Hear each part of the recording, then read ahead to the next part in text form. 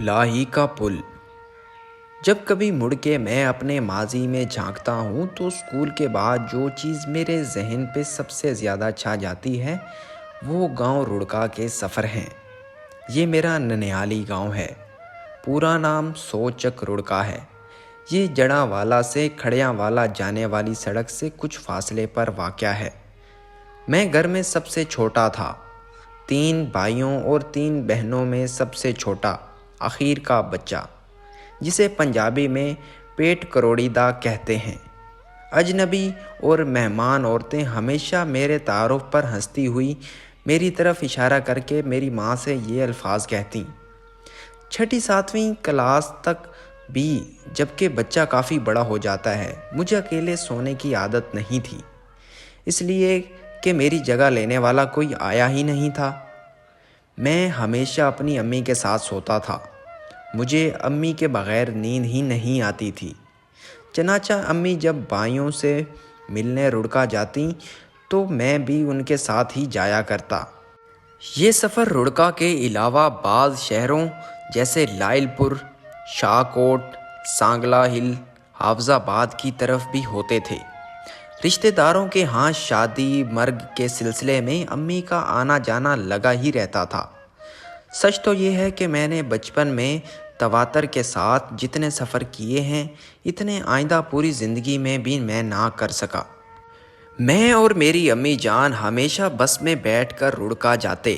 پہلے جڑاں والا پہنچتے، وہاں سے ایک دوسری لاری کے ذریعے پھلاہی کے پل پر جا کر اترتے۔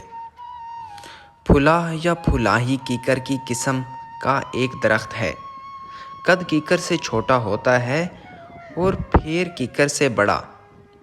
پھلاہی کے پتے چھوٹے چھوٹے ہوتے ہیں، اس لیے پرانے وقتوں میں بڑی بوڑھیاں مذاق کے طور پر بچوں کو کہا کرتی تھیں، یہ میرا کام کر دو، میں تمہیں پھلاہی کے پتے پر گھی رکھ کے دوں گی۔ یہ درخت مشرقی پنجاب میں کثرت سے پایا جاتا ہے۔ خیر کسی زمانے میں اس پل کے آس پاس پھلاہی کے درخت اگے ہوں گے، جن کی وجہ سے یہ نام پڑا۔ صرف پل ہی نہیں، پھلاہی کے نام کا ایک گاؤں بھی نزدیک میں ہی واقع تھا۔ ان درختوں کو تو کٹے مدتیں بیت چکی تھیں، لیکن پل اور گاؤں ابھی تک ان کے نام سے ہی مشہور تھا۔ اب پل کے ساتھ ساتھ پیپل کا ایک بہت پرانا اور بڑا درخت کھڑا تھا۔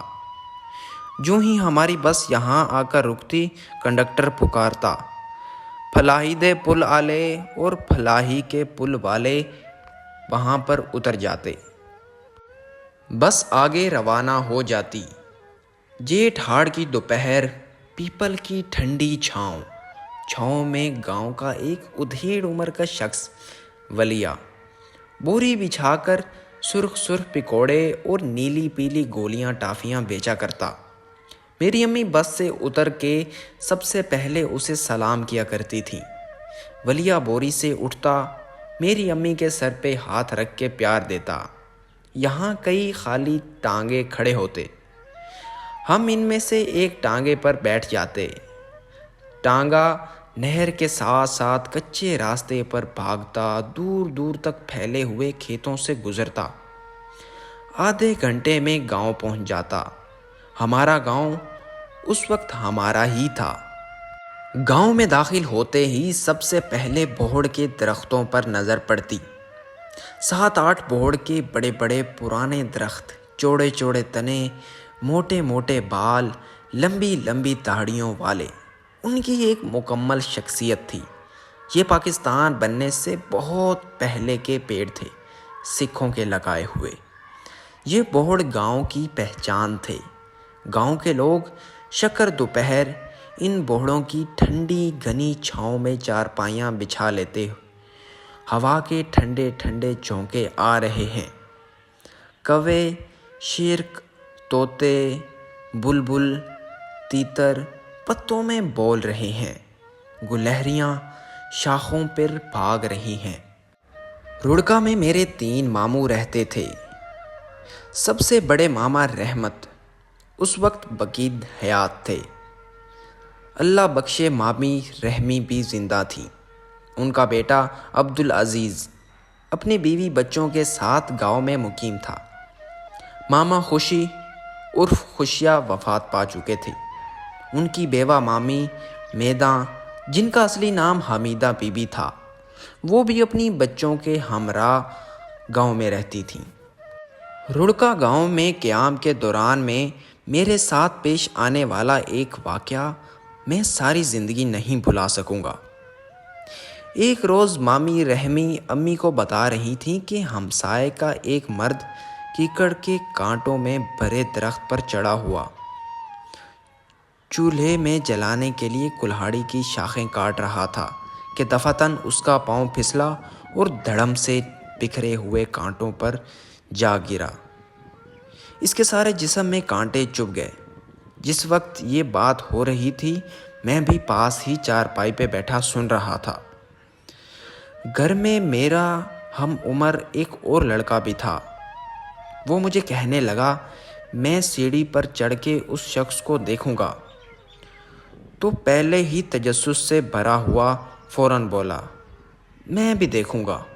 اسی اثناء میں امی اور مامی باتیں کرتے کرتے گھر کے واحد کچے ٹھنڈے کمرے میں چلی گئیں۔ ہم ان کی آنکھ سے بچا کر دیوار پر لکڑی کی سیڑھی کی طرف لپکے۔ دیوار کے ساتھ دیوار جڑی تھی۔ سب سے پہلے وہ لڑکا سیڑھی پر چڑھ کے ہمسائے کی طرف جھانکنے لگا۔ اس کے چہرے کے تاثرات نے میرے تجسس کو آگ بھی لگا دی اور میں بھی بھڑکا۔ میں نے بڑا اصرار کر کے اسے نیچے اتارا، پھر فٹافٹ خود سیڑھی پر چڑھ گیا۔ لیکن شوق مشاہدہ اور ذوق نظارہ کچھ اس قدر بڑا ہوا تھا کہ محض سیڑھی کے ڈنڈے پر پاؤں رکھ کے دیوار کی جانب جھانکنے پر قانع نہ ہوا۔ دیوار کے ساتھ ہی ایک اوپر کر کے کمرے کی چھت جڑی ہوئی تھی۔ میں نے سیڑھی سے پھلانگ کر دیوار پر پاؤں رکھا اور پھر وہاں سے چھت پر چڑھ گیا تاکہ بہتر طور پر سارا منظر دیکھ سکوں۔ اب جو جھانکا تو سامنے عجب نظارہ تھا۔ ایک مرد چارپائی پہ بیٹھا ہائے ہائے کر رہا ہے۔ اس کا جسم ننگا تھا، صرف دھوتی باندھی رکھی تھی، اتری ہوئی قمیض سرہانے پڑی تھی۔ گھر کی 3-4 عورتیں، 1-2 مرد اس کے گرد کھڑے تھے۔ عورتوں کے چہرے اترے ہوئے تھے، کسی کے ہاتھ میں پانی کا بھرا گلاس تھا، کوئی گھر کے صحن کے کچے یوں ہی دوڑی دوڑی پھر رہی تھی۔ سمجھ میں نہیں آ رہا تھا کہ کیا کریں اور کیا نہ کریں۔ اس زمانے کے دیہاتوں میں گھروں کی دیواریں اتنی بلند نہیں ہوتی تھیں، نہ ہی کمرے بہت اونچے اونچے بنائے جاتے تھے۔ یہ سارا ڈرامہ بالکل میرے سامنے چند قدموں کے فاصلے پہ ہو رہا تھا۔ میں بڑے اطمینان کے ساتھ چھت پہ کھڑا یہ سب دیکھ رہا تھا کہ اچانک صحن میں کھڑے ایک مرد کی نظر مجھ پر پڑ گئی۔ وہ ہاتھ بڑھا بڑھا کر مجھے اشارہ کرنے لگا، گونسا دکھانے لگا، ساتھ ہی منہ سے عجیب عجیب آوازیں نکال کے ڈرانے لگا۔ میں عجب مصیبت میں پھنس گیا۔ اب میری خواہش تو یہ تھی کہ جلدی جلدی دیوار کے ساتھ لکڑی کی سیڑھی تک پہنچوں اور نیچے اتر جاؤں، اس مشکل سے چھٹکارا حاصل کر لوں۔ لیکن جوں ہی سیڑھی تک پہنچنے کے لیے میں نے قدم آگے بڑھائے، وہ شخص سمجھتا کہ شاید میں دوبارہ تماشا دیکھنے کے لیے آگے بڑھ رہا ہوں، وہ اپنا بڑا سا بھاری بھرا کر کم ہاتھ اوپر کر کے مجھے مارنے کی کوشش یا ایکٹنگ کرتا۔ میں خوف زدہ ہو کر پھر پیچھے ہٹ جاتا۔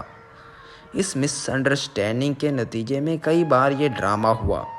مشکل یہ تھی کہ نیچے اترنے کو کوئی اور راستہ نہیں تھا، بس وہی ایک سیڑھی تھی جو بدقسمتی سے اس دیوار کے ساتھ لگی ہوئی تھی، جو اس آدمی اور میرے ماموں کی مشترکہ دیوار تھی۔ کتنی دیر میں چھت پہ کھڑا سوچتا رہا کہ کیا کروں اور کیا نہ کروں۔ آخر میں نے جی کھڑا کیا، ہمت کر کے پھر آگے بڑھا۔ اس آدمی نے پھر بازو اٹھا کے مارنے کی کوشش کی، لیکن میں نے آنکھ اٹھا کے اس کی طرف نہ دیکھا، بس جلدی جلدی دیوار پر قدم رکھا اور پھر ہاتھ بڑھا کے اس کے ساتھ لگی سیڑھی پکڑ لی۔ افراتفری میں نیچے اترتے ہوئے پاؤں لکڑی کے ڈنڈے میں نہ پڑا بلکہ خلا میں ہی رہ گیا۔ ہاتھ سیڑھی سے چھوٹ گیا اور میں دڑم سے نیچے گرا۔ توار کے ساتھ رکھے ہوئے تازہ سبز چارے کے ڈھیر پر جو ماموں بکریوں کے لیے کاٹ لائے تھے، جسے اللہ رکھے اسے کون چکھے۔ یوں میری بچت ہو گئی۔ سر دیوار سے اور جسم سیڑھیوں سے ضرور پڑا، لیکن ہلکی پھلکی خراچیں آئیں، مگر خطرناک چوٹ سے محفوظ رہا۔ ناظرین، اس لوک کہانی کا اگلا پارٹ لے کے جلد ہی لوٹیں گے۔ تب تک کے لیے اللہ حافظ۔